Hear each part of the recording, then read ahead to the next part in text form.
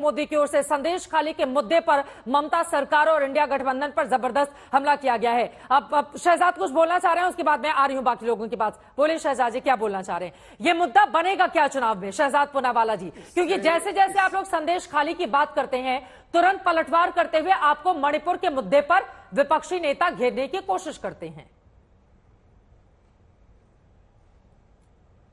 मणिपुर में किसी ने नीचे से लेकर ऊपर तक किसी भी साइड के अपराधी को राजनीतिक संरक्षण देने का और उसके कृत्य को जायज ठहराने का महापाप या कुकर्म किया क्या? मुझे एक बूथ लेवल कार्यकर्ता का नाम बता दो भाजपा का। यहां पर तो मुख्यमंत्री जाकर विधानसभा में कहती है बेचारा शाहजहां, इसको तो फंसाया जा रहा है। दूसरी बात, 56 दिन लग गए, वो अलग विषय है। तीसरी बात, अभी जो एक वक्ता बोल रही थी, इनकी टिप्पणी से तो मैं कतई हैरान नहीं हूं। ये वही लोग हैं जो कश्मीर में महिलाओं के साथ हुआ, जहां पर हिंदू महिलाओं को कहा गया रलीफ सलीफ गलीफ, हिंदू परिवारों को कहा गया, उसमें भी ये लोग जो है अपना सेकुलरिज्म का तार बैठाने लगते हैं, क्योंकि जिहाद को बचाना है। और ये जिहादी मानसिकता वाला जो शाहजहां काम करता था कि हिंदू महिला चाहिए, अनुसूचित जाति की ऐसी वैसी महिला चाहिए, उस उम्र की, उस चीज की, तो वो उसमें जब वो सांप्रदायिकता से महिलाओं को बुलाकर उसका शोषण करता है, तब सांप्रदायिक नहीं है। पर शहजाद पूनावाला जो भारतीय मुसलमान आपको आईना दिखाता है, तो मैं सांप्रदायिकता में डूबा हुआ हूं। ये हद तक आप तोलेंगे और मोलेंगे, क्योंकि आपको शाहजहां को, और क्यों शाहजहां को बचाना है? जरा चित्रा जी गूगल कीजिए, ये शाहजहां की जननी कौन है? ये वही लेफ्ट पार्टी, ये गया तो वहीं से इनके पास है। ये टीएमसी की ओरिजिनल फाइंडिंग नहीं है। ये ओरिजिनल फिल्म की जो प्रोडक्शन हुई है ना, शाहजहां फिल्म की, ये प्रोडक्शन इधर से ही है। तो इसीलिए शाहजहां को बचाना है, सेकुलरिज्म का झंडा फहराना है। पूछिए इनसे कि जब महिलाओं को बलात्कार करके छोड़ा जाता है और कहा जाता है दलित बच्ची का हुआ हाथरस में, तो आज हिंदू महिलाओं के साथ हुआ, तो हिंदू महिला कहने में क्या दुख है भाई? क्यों आपको डर लगता है? क्योंकि आपको भी कैलकुलेशन करके आवाज उठानी है, कैलकुलेशन करके बात रखनी है। ठीक है, तौसीफ अहमद खान जिसका जवाब देंगे, लेकिन उसके पहले एक बड़ी खबर आ रही है। टीएमसी नेता कुणाल घोष की ओर से ट्वीट किया गया है।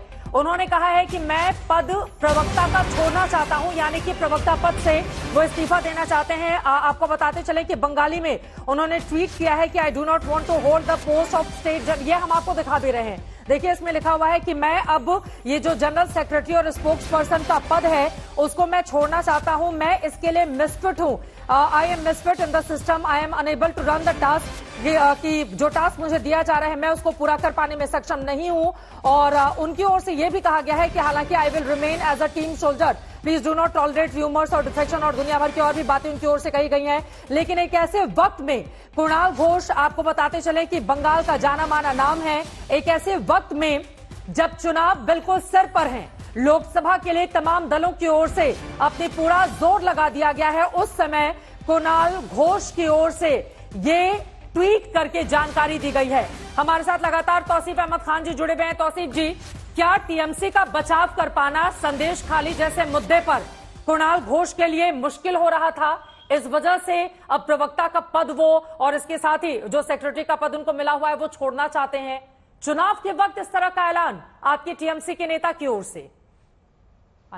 चित्रा जी, कुणाल घोष एक बहुत ही पुराने पार्टी के वर्कर है, जर्नलिस्ट है, सीनियर और स्पोक्स पर्सन भी रहे हैं। उनकी एक निजी सूझबूझ है। उन्होंने अपना एक ट्वीट किया है और ट्वीट में ही उन्होंने कह दिया है कि किसी भी तरह के र्यूमर का आप बिलीव ना करें, कोई कयास ना लगाए।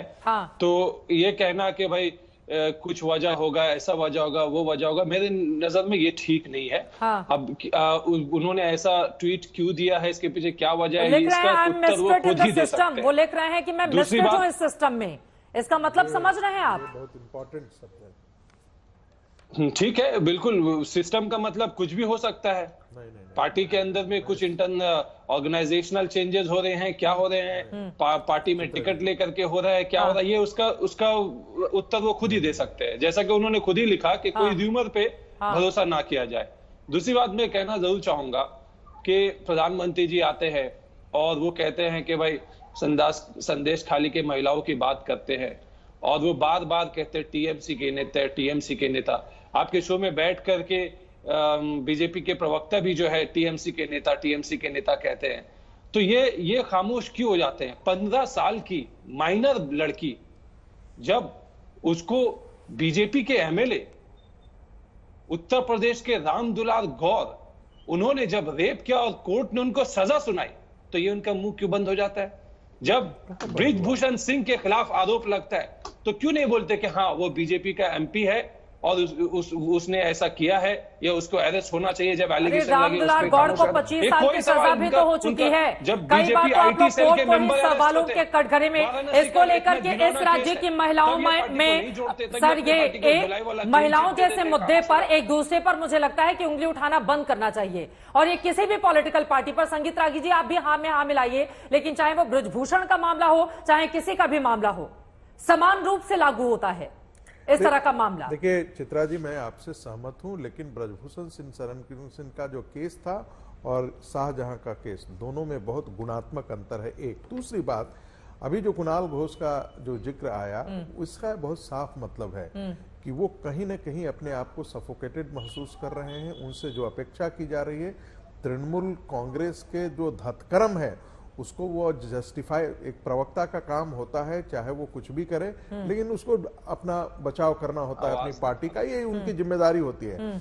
मुझे लगता है कि ये सेंसिबल व्यक्ति हैं और इनको ऐसा लग रहा है कि जो कुछ भी ममता बनर्जी कर रही हैं और उसको बचाना जो है, उसको डिफेंड करना राष्ट्रीय चैनल पर या चैनल पर सार्वजनिक जीवन में अक्षम्य है, उसे नहीं बचाया जा सकता है।